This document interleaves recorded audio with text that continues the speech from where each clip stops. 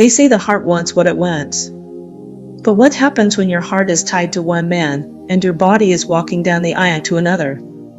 My name is Judith, and this is the story of how I lost the love of my life, the night before I married a stranger. Hi everyone, you are welcome to my channel. If you like our story, and similar infidelity stories, please do well to subscribe to our channel for more stories like this, and if you're already a subscriber, thanks for stopping by, and do not forget to turn on your notification button, so as to get notifications anytime we post our stories. Now let's dive into the gist. I was only 19 when I fell in love with Bennett. He was everything my heart wanted. Simple, kind, and real. He wasn't rich, but he was rich in love, and that meant more to me than gold or diamonds. My parents didn't think the same. They were successful business people who had plans for me, plans that didn't include a boy from an average home. Bennett was 21 and worked part-time at a small bookstore while going to college. We would sneak away just to be together. We dreamed of running off, getting married one day, building a small life of peace and love. We promised each other forever. But my parents had other plans.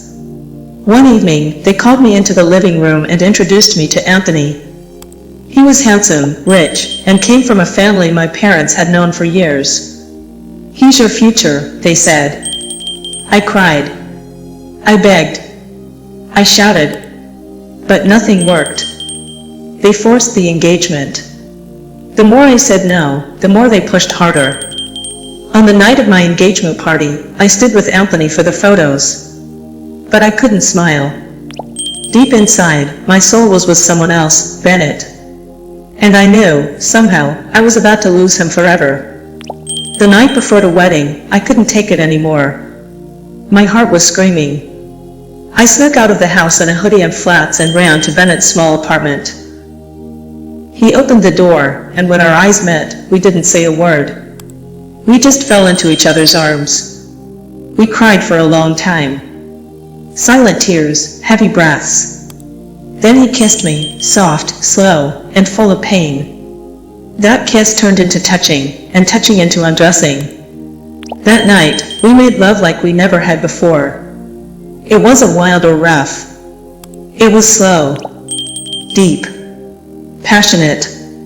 We stared into each other's eyes the whole time, as if memorizing every part of us. We both cried through it.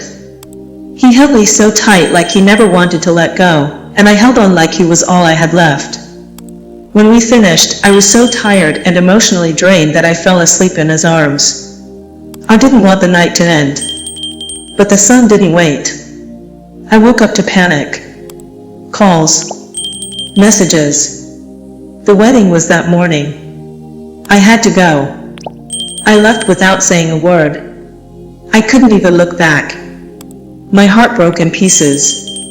When I walked into the house, everyone stared. They knew where I had been. My hair was messy, my eyes swollen. My mother grabbed me, screaming, "Do you want to disgrace us?"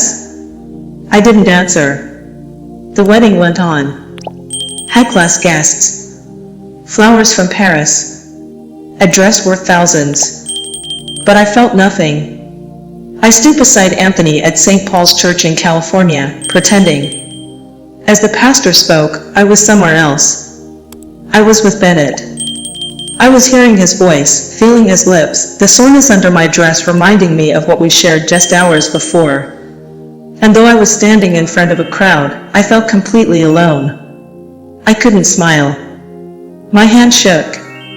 I couldn't even say "I do" loud enough. People thought I was just nervous. But inside, I was screaming. I wanted to run back to Bennett, beg him to take me away. But I didn't. I walked out of that church a married woman to a stranger, and I hated myself for it. Marriage to Anthony was a prison. He was cold, proud, and always too busy. We had 2 kids within 2 years, but no real love. I slept beside him every night, but my heart never left Bennett. I became a single mother after just 2 years. Anthony moved on quickly. I didn't. Sometimes I still visit the place where Bennett and I had our last night. I sit on that old mattress and cry. that night lives in my body, in my soul. I never saw Bennett again. I often wonder, does he think of me too? If only I had chosen love over expectations. If only my parents had let me. But now, I carry the memory of him like a secret scar, one that I'll take with me till I say my last breath. Have you had or experienced similar situation? Please tell us how you handle it in the comment section, and do not forget to turn on your notification button so as to get notifications anytime we post our stories. Thank you and see you in my next video.